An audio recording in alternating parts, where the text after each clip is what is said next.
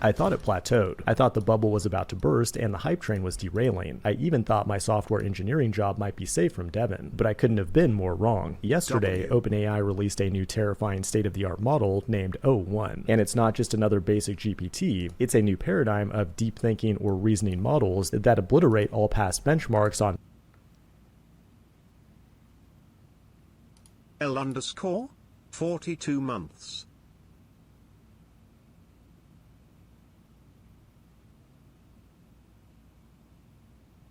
math, coding, and PhD level science.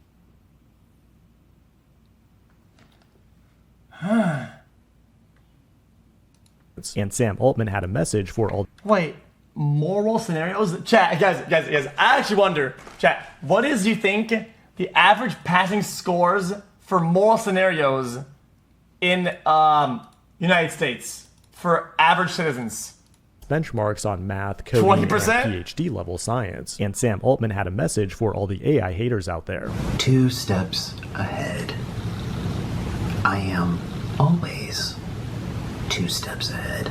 Before we get too hopeful that O1 will unburden us from our programming jobs, though, there are many reasons to doubt this new model. It's definitely not ASI, it's not AGI, and not even good enough to be called GPT-5. Following its mission of openness, OpenAI is keeping all the interesting details closed off, but in today's video, we'll try to figure out how O1 actually works and what it means for the future of humanity. It is Friday the 13th, and you're watching the Code Report. GPT-5, Orion, Q-Star, Strawberry. These are all names that leaked out of OpenAI in recent months, but yesterday the world was shocked when they released O1 ahead of schedule. GPT stands for Generative Pre-trained Transformer, and O stands for oh shit, we're all gonna die. First, let's admire these dubious benchmarks. Compared to GPT-4, it achieves massive gains on accuracy, most notably in PhD level physics. Bro, PhD level science questions in physics and 93% to pass accuracy?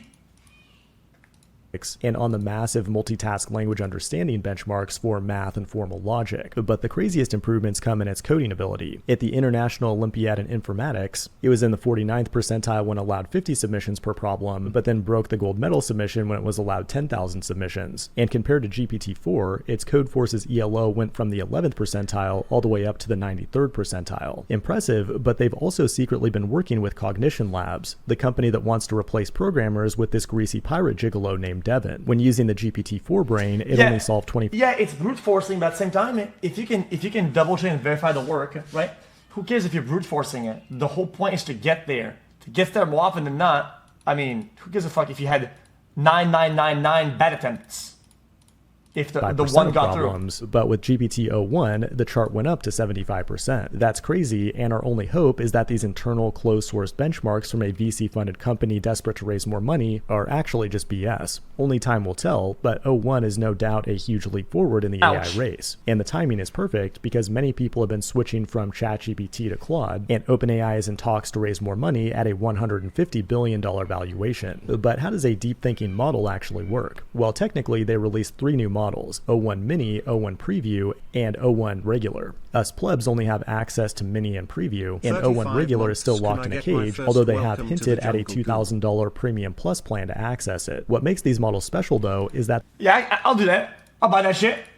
Hinted at a $2,000 Premium Plus plan to access it. What makes these models special, though, is that they rely on reinforcement learning to perform complex reasoning. That means when presented with a problem, they produce a chain of thought before presenting the answer to the user. In other words, they think. Descartes said, I think, therefore I am, but O1 is still not a sentient life form. Just like a human, though. Also, you have to say you have to like nudge it then?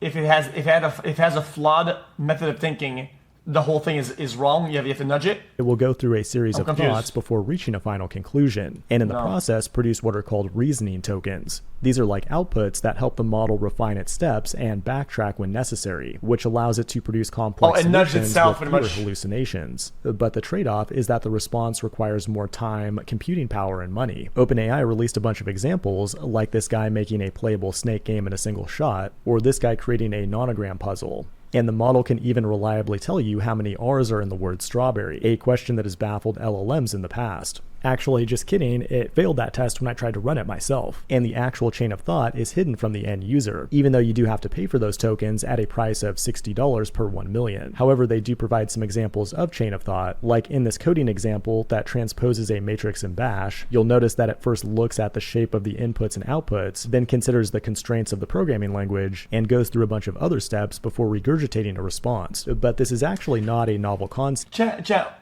Isn't it hard to figure out why AI makes certain mistakes like continuously? Like whenever AI cannot generate like hands and stuff like that, right? Isn't there like a way of thinking like, why is it doing this exact? I feel like it's hard to find out why, because otherwise it's been fixed the day of.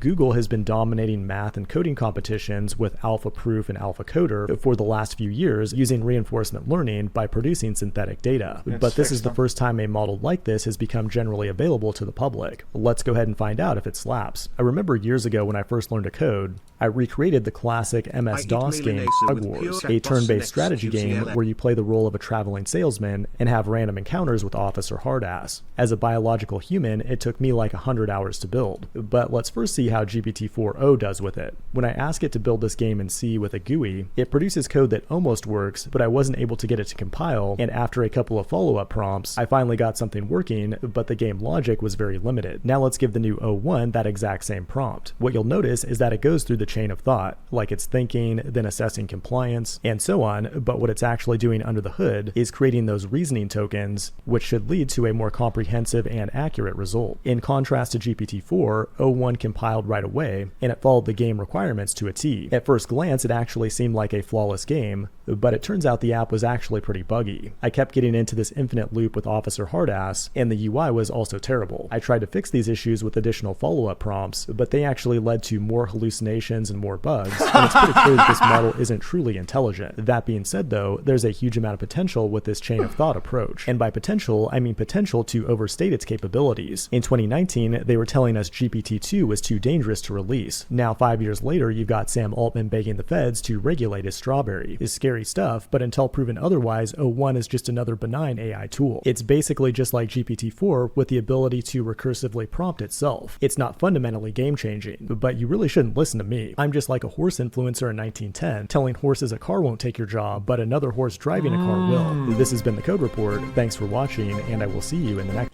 Chad, the more layers you add to this process, the better it gets, no? Like,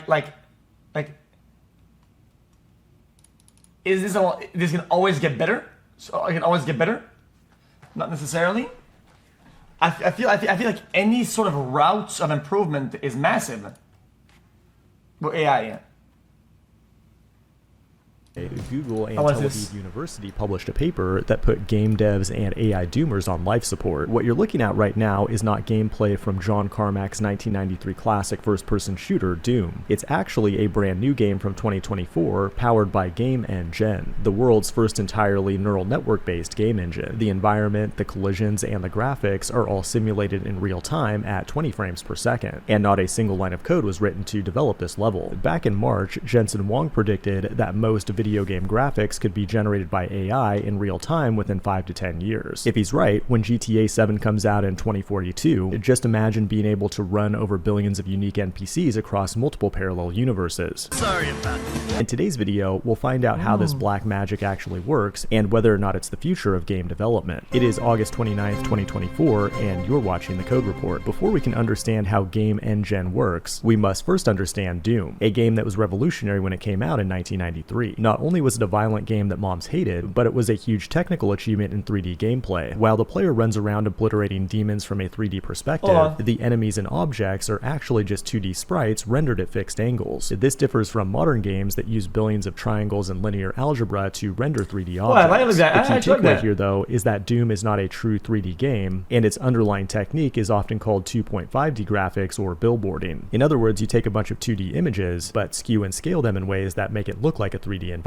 It's genius, so let's take a moment of chat. So basically it's like the whole game is just like it's like backgrounds. You know when you play a game and there's like a photo way back at the back? and it looks like a certain way, it's like that, but for every surface. Respect for its lead developer and legendary programmer John Carmack. Not only did he create Doom and Wolfenstein and Quake, but he open sourced the Doom engine in 1997, which inspired an entire generation of new programmers. Currently, he's working on artificial general intelligence at Keen Technologies, and let's hope he gets there before Sam Altman does. But now that you understand how Doom is just a bunch of 2D sprites, Game Engine becomes a little less magical, which is based on Stable Diffusion. It relies on an augmented version of Stable Diffusion 1.4, which is trained to predict the next frame based on the sequence of past frames and actions. Is that bad? And the other big component of the architecture is a reinforcement learning agent, which is trained to play the game and record itself like an artificial Twitch streamer. Google has taken a lot of L's recently, but it's also been shipping some amazing tech, especially when it combines reinforcement learning with generative AI. Like AlphaCoder uses a similar technique to beat virtually all competitive programmers, and AlphaProof can beat almost all math Olympiads. But when it comes to the game engine, their biggest challenge was addressing autoregressive drift, where the quality of gameplay starts to decrease over longer sequences. The model only has a limited context window of about 3 seconds or 60 frames, but in a fast-paced game like Doom, that's all you need for real-time gameplay. And despite the small context, it does keep track of health and ammo based on the actions taken by the player. The big question, though, is does this make game developers obsolete? The answer, of course, is no. This game is barely playable, and the tech has no practical application for the time being. But in the not-so-distant future, you could imagine a developer like Rockstar. Chad, so when we see something that's really bad, everybody says, oh, it's so dog shit, right? But it's not really what it is, it's what it means, you know? Sometimes I feel like it's like it shows that it's getting closer, and things always ramp up really, really quickly. It's almost like exponential, you know? So that when you see a point in a curve that's somewhat advanced, right? It's like, oh wait, we're gonna get there fast. Rockstar Games using an RL agent to play the GTA as long as it's not nothing, it's still something. Generative 3D model, they can spit out new terrain, NPCs, and even storylines on the fly. But you really shouldn't be playing video games because women find it the most unattractive hobby for men. The real world-changing application of technology like this is going to come in robotics. Real-time environment simulation will allow robots to train rapidly without physical hardware. Like when it comes to capital punishment, it's extremely hard to gather enough data for a large model. Well, not anymore, thanks to Google's Project Talon. The new device is designed to be as humane as possible, emitting soothing white noise and putting prisoners on a cushioned seat before its metallic talons dig into their necks and painlessly wrench their heads off. The Figure 2 robot was just released a few weeks ago. Elon is building Optimus robots. NVIDIA recently unveiled Project Groot. Google's investing heavily in robotics research, and they're all trying to make Terminator-like humanoid robots a thing. And if they succeed, we'll have to put yet another dollar in the Arthur C. Clarke was right jar. The future does belong to the robots. Biological evolution has about come to its end. They will start to think, and eventually they will completely outthink their makers. Is this depressing? Yep, this has been the Code Report. What's up? You trying to play some Deadlock?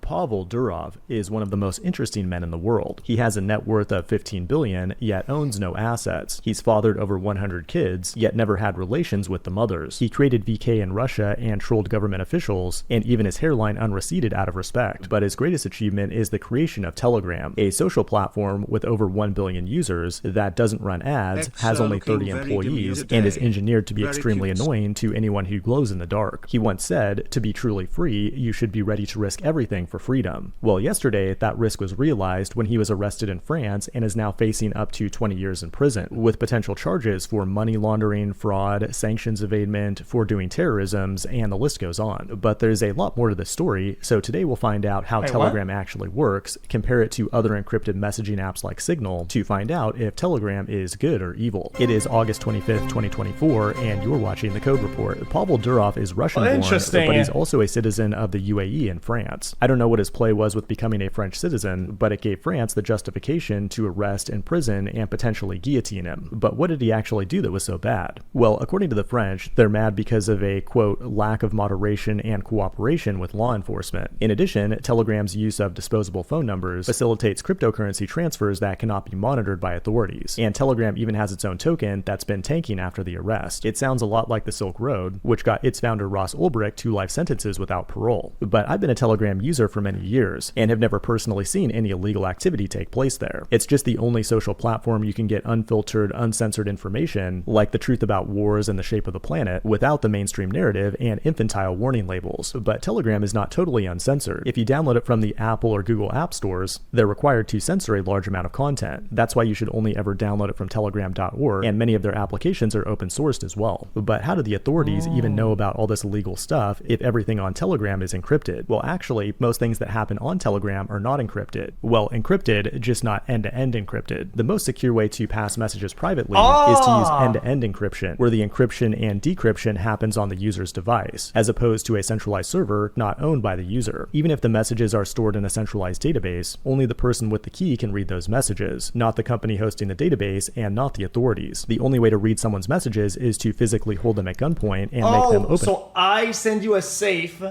and you have the key to that safe, right? And the server in the middle just translates that over, but cannot interact with the safe or the key. Up their phone. This is how apps like Signal work, which has its own open source protocol and itself was recently banned in Russia. Now, Telegram does do end-to-end encryption for private chats, but everything else is public and encrypted on the server. And Telegram's protocol has received a fair amount of criticism from security researchers in the past. The reason the feds hate Telegram, though, is because its infrastructure is intentionally distributed across multiple countries. That means if an agent wants your data, they'll need to coordinate with multiple different legal systems, and even if they bust down the door and take the hard drive in Iowa, the data will be encrypted with the key stored in some other random country like Durkistan. And the Durkistanis might not be too keen to help us out because we've been bombing their country for the last 30 years. The authorities hate encryption so much that in the EU, they're trying to make end-to-end encryption illegal. Ylva Johansson, aka Big Sister, is one of the figures behind this push, but so far it's been unsuccessful. Encryption is their kryptonite. Things like hate speech have already been criminalized in many parts of Europe and the UK, but if a big platform like Telegram doesn't cooperate, it becomes nearly impossible to enforce those laws. Well, one idea is to cut the head off the snake by arresting the CEO when he lands in his private jet and make him an offer he can't refuse. Either spend the next 20 years locked in a cage, or let us in the back door, then get back on your private jet and continue living your life as a prolific sperm donator. I don't know how things work in France, but the reality is that once the United States government goes after you, the chance of winning in court is less than 1%. Okay, but what's the difference between that and spy on your citizens? What's the difference? I don't get it. Is it not the same thing? And continue living your life as a prolific sperm donator. I don't know how things work in France, but the reality is that once the United States government goes after you, the chance of winning in court is less than 1%. That's why almost everyone in federal court pleads guilty. Even if you do win a case against the feds, like billionaire Mike Lynch did a few weeks ago, they'll just turn on HARP to summon a freak Sharknado to take you out while you celebrate on your yacht. Either that, or it was just a crazy coincidence. At this point, nobody knows what's going to happen to Pavel Durov, but we'll soon find out if he's ready to risk everything to become truly free. This has been the Code Report. Thanks for watching, and I will see you in the next one. Interesting. Wait, I don't get it. So what if he says yes, they'll have access to everything that's going on in Telegram's encrypted stuff? So they'll arrest everybody that's like doing bad stuff on the app or whatever? Interesting.